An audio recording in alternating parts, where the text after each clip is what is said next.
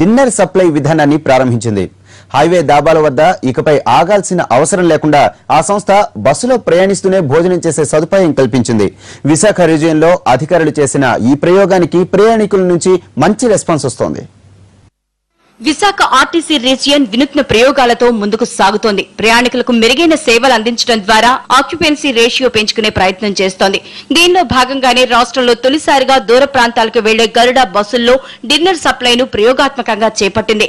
హైదరాబాద్, తిరుపతి, చెన్నై తదితర ప్రాంతాలకు వెళ్లే బస్సులను మార్గ మధ్యలో నిలుపు చేసి భోజనం చేయాల్సి వచ్చేది. ఈ పరిస్థితి గుర్తించిన ఆర్టీసీ అధికారులు బస్సులోనే భోజన సదుపాయాన్ని ప్రారంభించారు. ఈ విధానానికి ప్రయాణికుల వద్ద నుంచి కూడా మంచి స్పందన లభిస్తోంది. ఇది మరి పబ్లిక్ మాక్సిమం ఉపయోగించుకుంటే మొత్తం ఆల్ స్పెషల్ టైప్ ఆఫ్ బస్సెస్లో పెట్టాలని ఒక ఆలోచనలో మా మేనేజ్మెంట్ ఉంది. యాక్చువల్గా ఇప్పుడైతే ఈ బస్సులో వెళ్ళిన ప్రయాణికులకి మేము రోజు మార్నింగ్ ఫోన్ చేసి అడుగుతున్నాం. దే ఆర్ వెరీ హ్యాపీ, చాలా హ్యాపీ ఫీల్ అవుతున్నారు.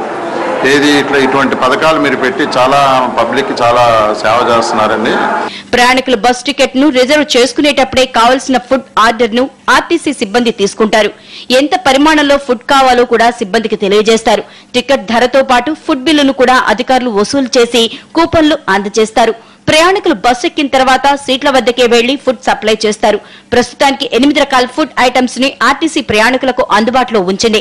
ఇడ్లీ, పుల్కాలు, chapati, chicken biryani, curd rice, vegetable fried rice తో పాటు పుల్కాలకు సంబంధించి veg curries, non veg curries ను కూడా ప్రయాణికుల ఆర్డర్ పై అందిస్తోంది.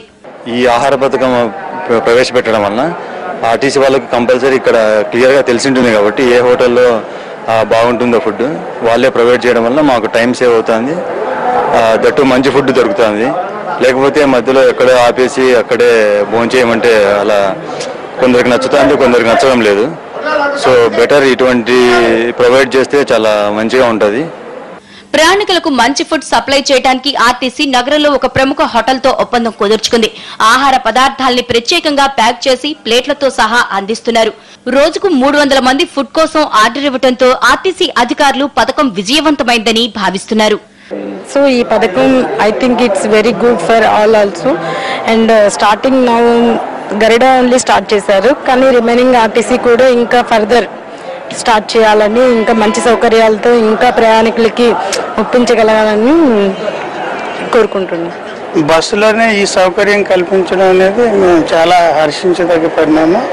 ఇలాంటి సౌకర్యాలని ఆర్టీసీ వారు ఇంకా మరికొన్ని మెరుగ్గా అందిస్తారని మేము ఆశిస్తున్నాం.